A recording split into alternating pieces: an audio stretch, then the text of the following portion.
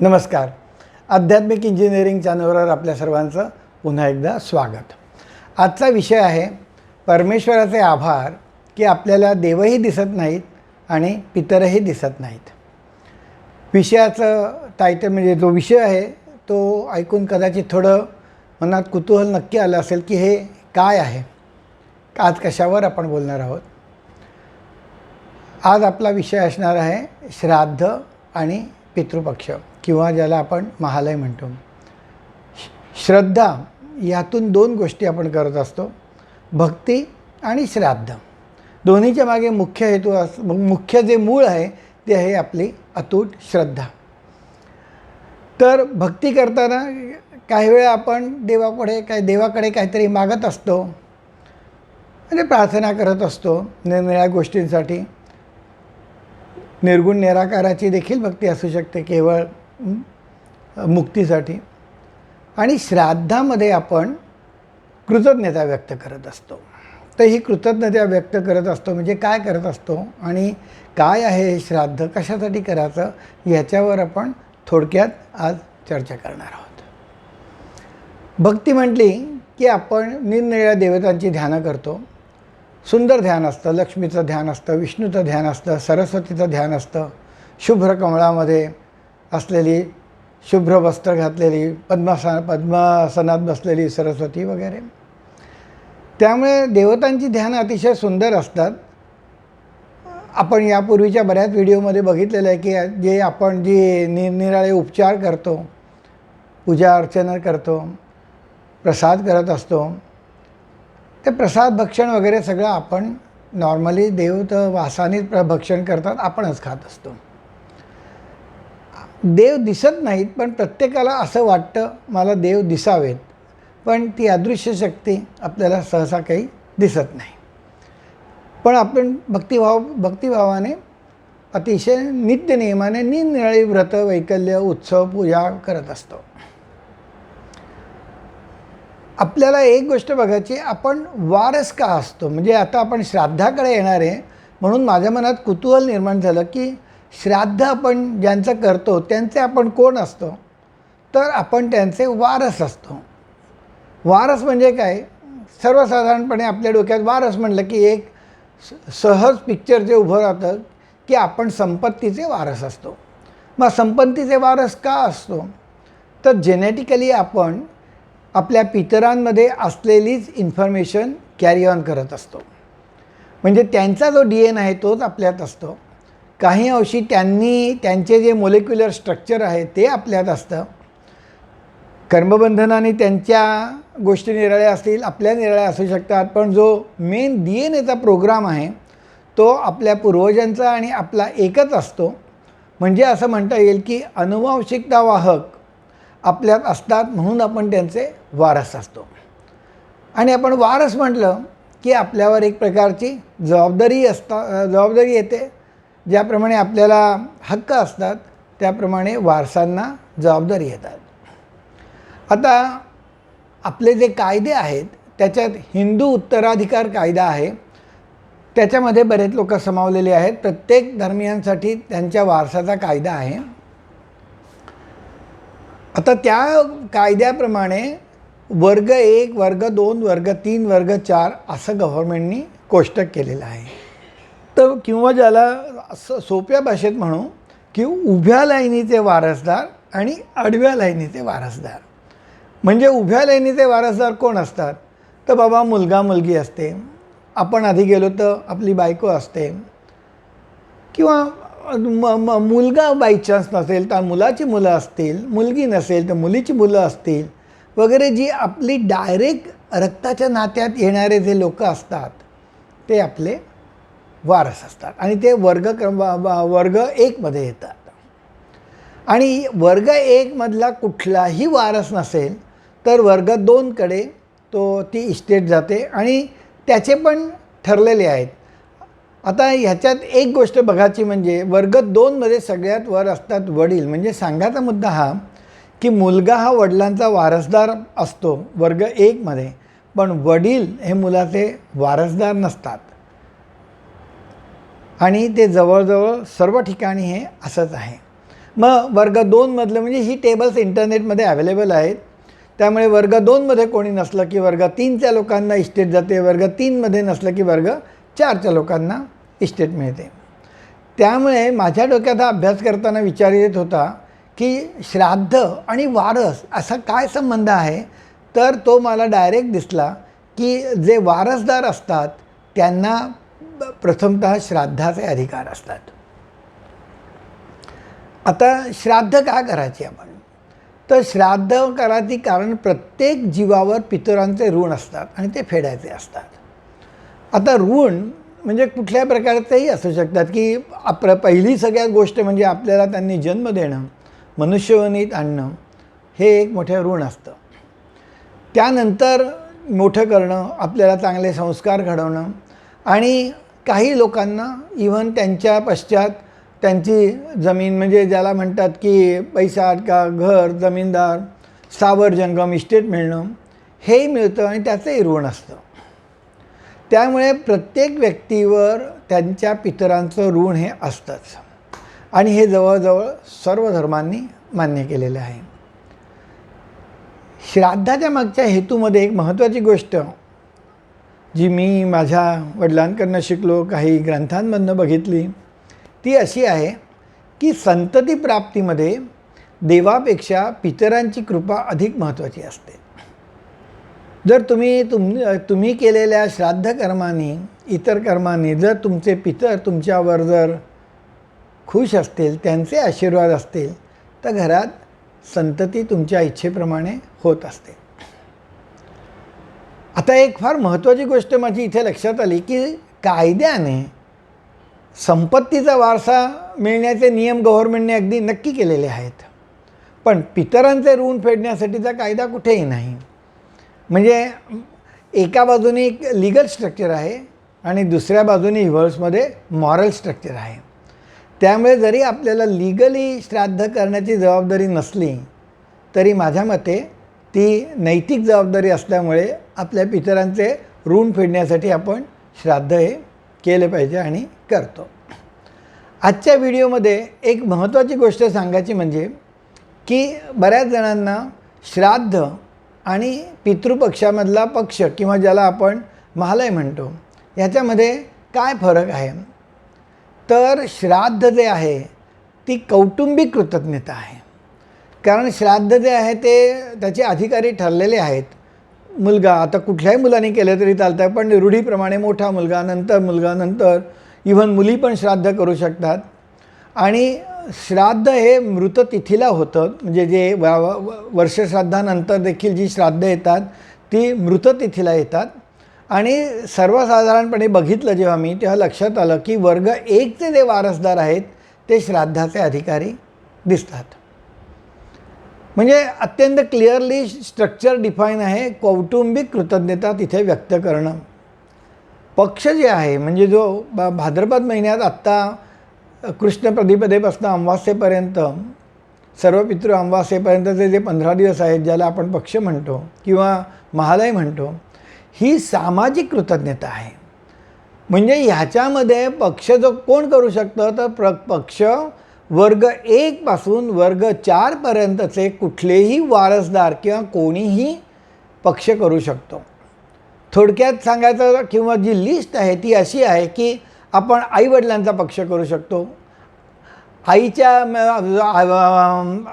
आजी आजोबांचा, आईकडच्या आजोबांचा पक्ष करू शकतो, पत्नी, मुंज झालेला मुलगा नसेल तर, लग्न झालेली मुलगी नसेल तर, मामा, आत्या, मावशी, बहीण, सासू, सासरे, गुरु, सर्व प्रकारचे विद्या देणारे आपले गुरु, सर्व प्रकारच्या निरनिराळ्या तालिमी मार्गदर्शन करणारे आपले गुरु, आपल्या गोत्राचे किंवा इतर आप्त या सगळ्यांचा कोणाचेही आपण पक्ष करू शकतो. म्हणजे काय की किती मोठी संकल्पना आहे पक्षाची की आपल्याला जे कोणी आहेत, आणि त्या पक्षामध्ये आणखीन एक सांगितलेलं आहे की 4 पिंड आहे. आपण धार्मिक बाबतीत न जाता असं सांगितलेलं आहे की मातेच्या किंवा पित्याच्या सुरुवातीपासून वंशामध्ये कोणीही गेलं असेल त्यांना आपण पक्षात आमंत्रण करून त्यांना पिंडदान तर्पण करू शकतो. जे आपले दास आहेत, ज्यांना आपण पोसलं आहे, जे आपले आश्रित आहेत, मित्र आहेत, मैत्रिणी आहेत, इतकंच नव्हे तर आपण पाळलेले पशु किंवा आपण वाढवलेली आणि तोडलेली झाडं यांच्यात जे जीव आहेत त्यांना देखील पक्षामध्ये आपल्याला तर्पण करता येतं, पिंडदान करता येतं. म्हणजे त्यांना देखील त्यांना रिस्पेक्टिव्ह एनर्जी देता येतं. त्या व्यतिरिक्त कर्मधर्म संयोगाने कोणी नरकात गेले असतील, ज्यांचा वंश थांबला असेल, किंवा आपल्या वंशावळीत किंवा आपल्याला माहीत असलेले, ज्याला ॲबॉर्शन म्हणतात, किंवा अपरिपक्व गर्भपात झालेला असतो, असे जीव, या सगळ्यांचा आपल्याला पक्ष करता येतो.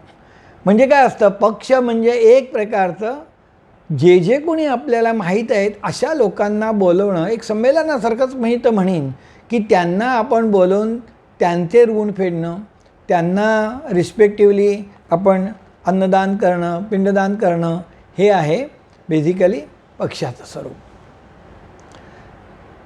त्यामुळे आपण जर आता हे कसं होतं, तर अगदी अनेक पुस्तकांमधून दिलेली साधी उदाहरणं म्हणजे, जर कोणी दुसऱ्या देशामध्ये आपल्याला पैसे पाठवायचे झाले तर आपण इथनं बँकेमध्ये रुपीज ट्रान्सफर करतो, US मधल्याला डॉलर मिळतात, UK मधल्याला पाऊंड मिळतात, स्वित्झर्लंडमधल्याला स्विस फ्रँक मिळतात, किंवा रिस्पेक्टिव्ह देशामधली करन्सी त्याला मिळते. त्याप्रमाणे कोणी म्हणेल की आम्हाला तर माहीत नाही की आमचे पितर कुठल्या योनीत आहेत, आत्ता आपण कुठली योनी काय, त्यांचं 1 वर्ष म्हणजे आपले किती दिवस, किंवा आपले 1 वर्ष म्हणजे त्यांचे किती दिवस, या डिटेल्समध्ये जाणार नाही.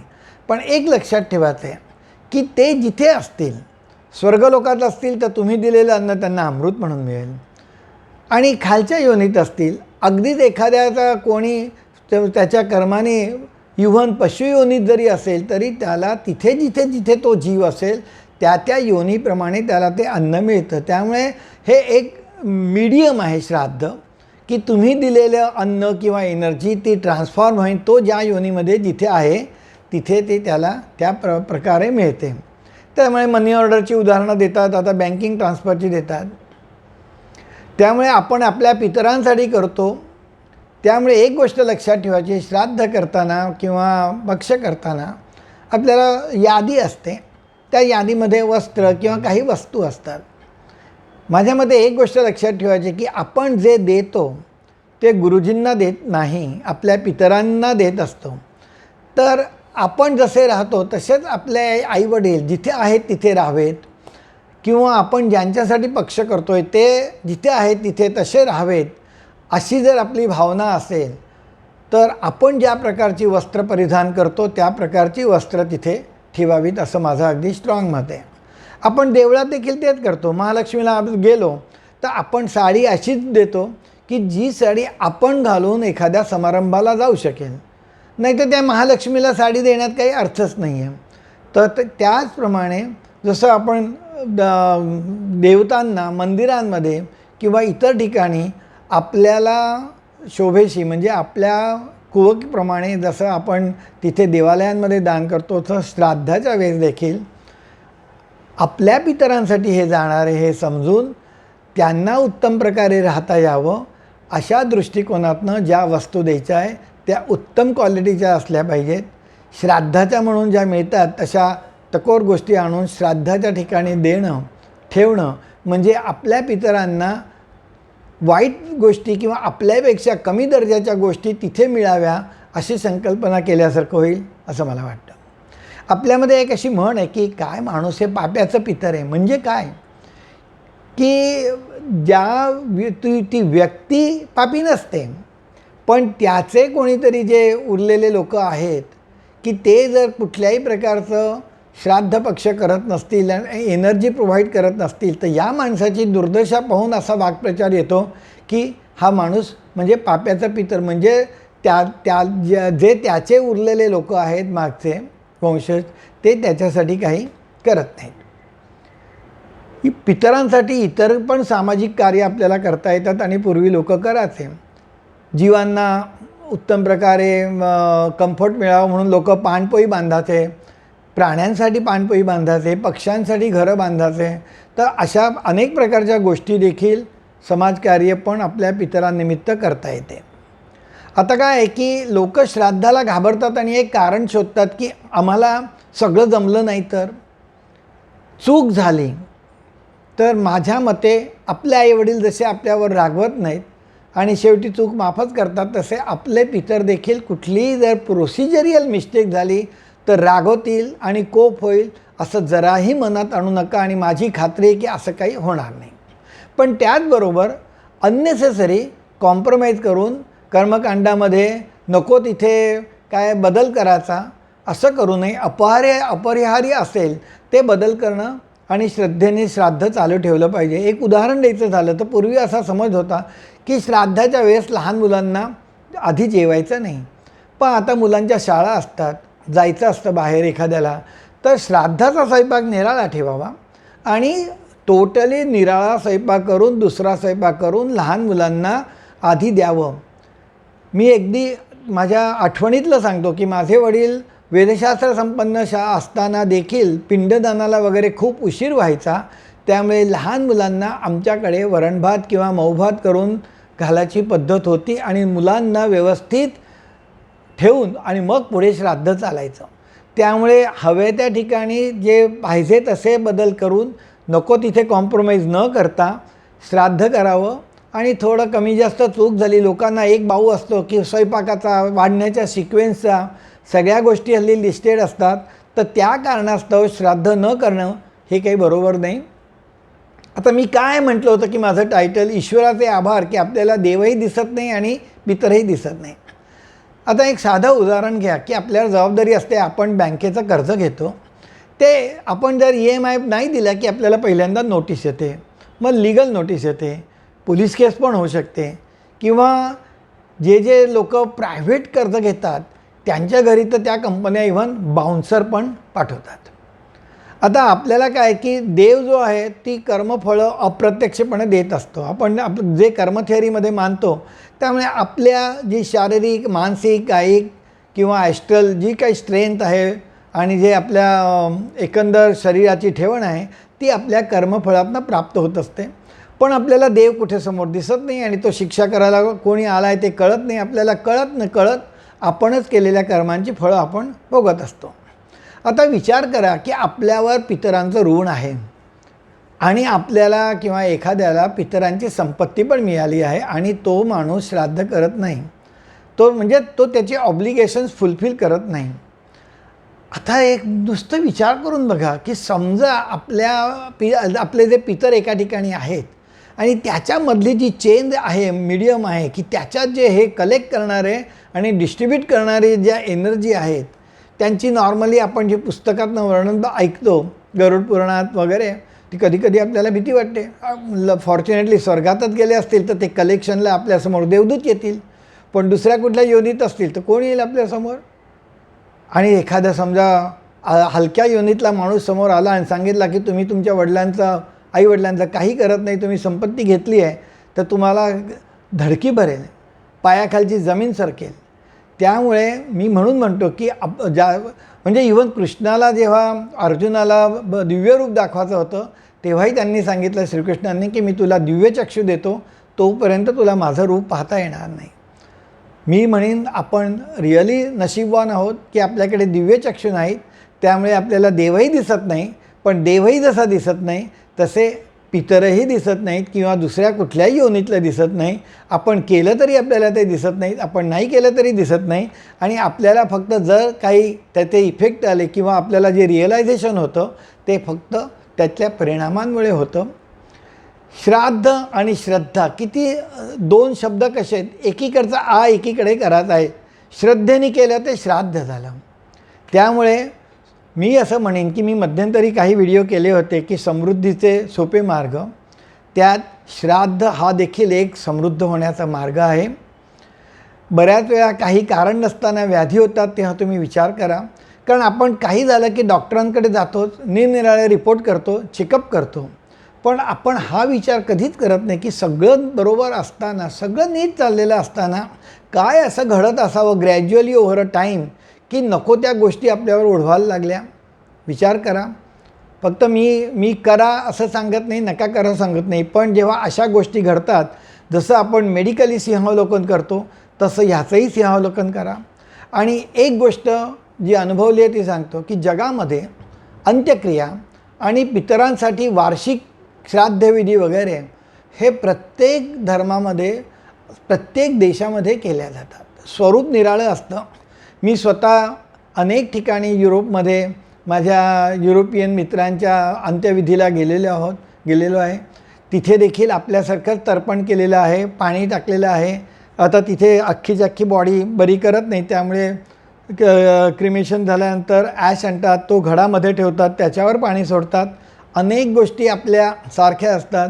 जे चर्चमध्ये सर्व्हिसेस असतात, त्या जो पोप सांगत असतो प्रार्थना, ती ॲक्च्युली त्या जीवासाठीच असते. त्यामुळे या सगळ्या गोष्टी ज्या आहेत त्या जवळजवळ सर्व देशांमध्ये अत्यंत सारख्या प्रमाणात म्हणजे त्यांचं स्वरूप निराळं आहे, कॉन्सेप्च्युअली सगळीकडे आहेत. त्यामुळे श्राद्ध आणि पक्ष हे आपल्या स्वतःसाठी, आपल्या संततीसाठी आणि आपल्या टोटल समृद्धीसाठी नक्की खूप खूप उपयोगी होतात. ज्या श्रद्धेने आपण देवपूजा करतो, उत्सव करतो, सणव्रतवैकल्य करतो, त्याच श्रद्धेने श्राद्ध करायचं आहे. आणि असं केल्यावर नक्कीच आपल्याला फळं मिळतील.